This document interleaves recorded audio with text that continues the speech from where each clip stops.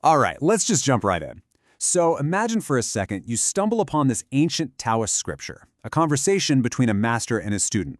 You're probably thinking, okay, I'm going to get some cryptic lines about flowing like water, that kind of thing. But what you would not expect is this incredibly modern guide to how reality actually works. And it all kicks off with a question that, let's be honest, every single one of us has asked.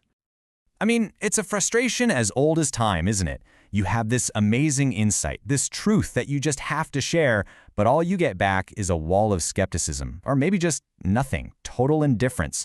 Well, this exact problem is the launchpad for one of the most mind-bending conversations you'll ever come across. So, let's set the scene. You've got two people here. There's a really sincere disciple, someone who's genuinely trying to figure things out.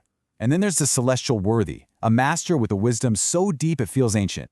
And, as you can see, the disciple has a pretty big problem on his hands. He's basically coming to his master and saying, look, I'm trying my best out here, but these people, they just don't get it. They're so wrapped up in their own stuff, they don't believe in any of this deeper truth. How in the world are we supposed to guide them? He's looking for a method, a technique. But the master's answer? Well, it's not a technique. It's a complete demolition of reality as we know it. Yeah, instead of giving him a simple 1, 2, 3 guide, the master just completely dismantles the question itself. He doesn't even talk about how to teach. Instead, he starts talking about what is real. And his first big statement is a total shock to the system. Just let that one land for a second. Heaven, pure, high, perfect. And earth, coarse, messy, low.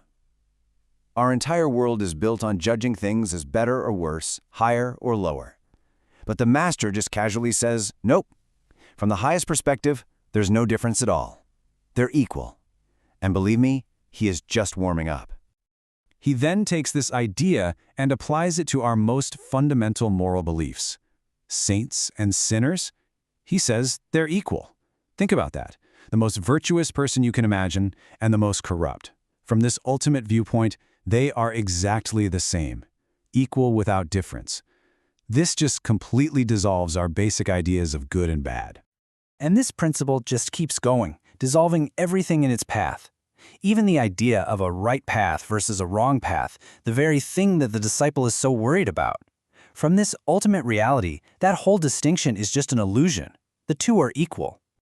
Exactly, right? If a saint and a sinner are really the same, then why does one create so much good in the world and the other so much pain? If the right and wrong paths are equal, why does one lead to peace and the other to total chaos? It's the most logical question, and the answer takes us right to the heart of this entire teaching. The master's explanation is that the source of all these differences we see, all the suffering, all the confusion, it's not actually out there in the world. It's in here. It's all happening because of the nature of our own minds. Okay, so when this text talks about the mind, it doesn't just mean your brain or the thoughts bouncing around in your head. It's talking about consciousness itself. It's the faculty that perceives and reflects all of reality. And the best analogy for it, the one the scripture uses, is a mirror, a perfect mirror. So here's how this mirror thing works. It's simple, but profound. First, the world just appears in front of the mirror of your mind. Second, the mind, like a perfect mirror, just reflects what's there. No judgment, no opinion. It just shows what is. The whole problem, and I mean the source of all our suffering, comes in at step 3. We react to the reflection. We mistake it for reality itself. We try to grab the good reflections and smash the bad ones. I mean, this verse from the scripture is it's beautiful. It captures this paradox so perfectly. Reality seems so solid, so clear to us, right? But the moment we try to grab onto it, to possess the good things and get rid of the bad, it's like trying to grab the reflection of a flower in a mirror. You can't. It's just an image, not the thing itself. Okay, so if the big problem is how we react to these reflections, how do we stop? How do we stop smudging the mirror with all our desires and fears? The scripture gives us a really practical and, again, super surprising answer. It says you don't fight your flaws, you transform them. So according to this text, all our messy reactions are driven by 3 basic afflictions, what it calls the 3 poisons. You've got greed, which is that constant wanting, that clinging. Then you have anger, which is all about pushing things away, aversion. And finally, there's ignorance, which is the root problem, just fundamentally confusing the reflection for reality. These 3 are what cloud up the mirror. And here is the genius twist. this incredible spiritual alchemy.